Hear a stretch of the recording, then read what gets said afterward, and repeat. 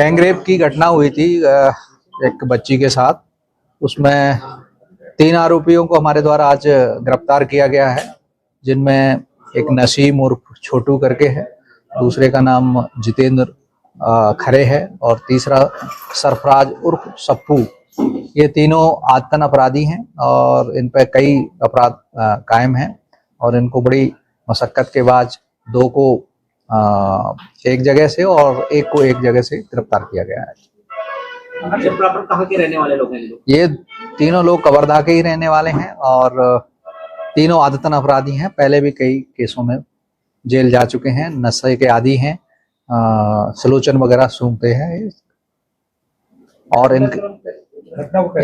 इनका कहना है कि ये एक उसमें सलोचन के दुकान से इन्होंने सलोचन चुराया और सलोचन सूंघ के रास्ते में वो लड़की अकेली बैठी देखी तो इन्होंने उस लड़की को उठाया वहां से और गाड़ी में बिठाया। गाड़ी में बिठा के एक सुनसान जगह पे अटल आवास की तरफ ले गए, जहाँ बारी बारी से इन्होंने दुष्कर्म उसके साथ किया।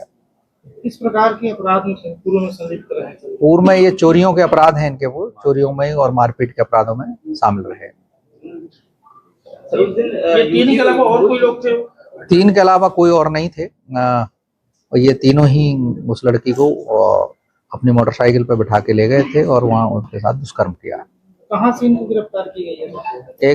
2 को बैरियर चिल्पी की से किया है और एक को ये गंडई के पास में नर्मदा जगह है, वहां से गिरफ्तार किया है। ये भागने के दौरान? हाँ, भाग रहे थे। भागते समय ही ये पकड़े गए हैं। क्योंकि एक घटना करने के बाद एक दिन ये बने रहे, इसके लिए हमने हमारी टीम ने बड़ी मशक्कत से काम किया, जिसमें करीब 150 से 200 आदतन अपराधी और शराबी जो असामाजिक तत्व थे उनसे पूछताछ की। उसी दौरान क्लू मिला था कि ये 3 लड़के हो सकते हैं इसे सूर्य के। जब पुलिस ने दबिश दी तो और जब इनको ये घर पे नहीं मिले तो नाकेबंदी की गई, तो एक को गंडई से और 2 को चिल्पी से पकड़ा गया और इनसे पूछताछ की गई तो इन्होंने अपना अपराध स्वीकार किया और सारी घटना को बताया कि ऐसे ऐसे किया। और इनका कहना है हमारे से नशे की हालत में ये हुआ है। कितने टीम लगी थी सर इनको पकड़ने के लिए? मैं यहाँ से 4 टीम बनाई थी, इसमें 4 डीएसपी साहब लगाए थे और एडिशनल एसपी पंकज पटेल इसकी निगरानी करते रहे और कुल मिला के ये 36 घंटे के अंदर ही गिरफ्तार कर लिए गए।